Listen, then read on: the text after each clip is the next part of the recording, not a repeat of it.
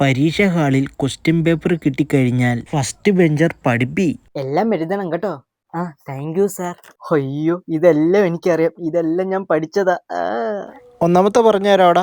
പിന്നെ നിനക്ക് പറഞ്ഞു തരാനല്ലോ ഞാനിവിടെ വന്നിരിക്കുന്നത്. വേണമെങ്കിൽ തൊട്ടടുത്തിരിക്കുന്നവന്റെ നോക്കി എഴുതടാ.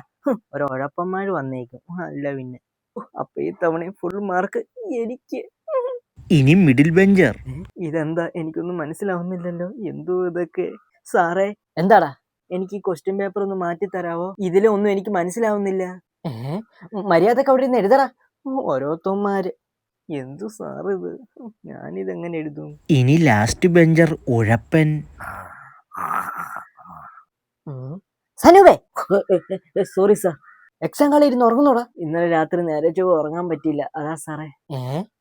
സാറിന് വിരോധം ഇല്ലെങ്കിൽ ആ ഫാനിന്റെ സ്പീഡ് ഒന്ന് കൂട്ടാവോ? എന്തിനാടാ? അല്ല നല്ലപോലെ കാറ്റ് കൊണ്ടൊന്ന് കിടന്ന് ഉറങ്ങായിരുന്നു. ദാണ്ട ഞാൻ വടി എടുക്കേ, നീ മര്യാദക്ക് അവിടെ നിന്ന് എഴുതുന്നുണ്ടോ അതോ ഞാൻ? അല്ലെങ്കിൽ വേണ്ട സാർ, ആ ജനാലം ഒന്ന് തുറന്നിടാവോ?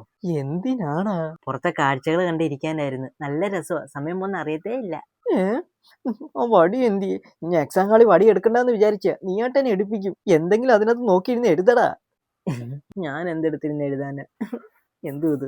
ക്വസ്റ്റ്യൻ എഴുതി വെക്കാം, നല്ല പിന്നെ.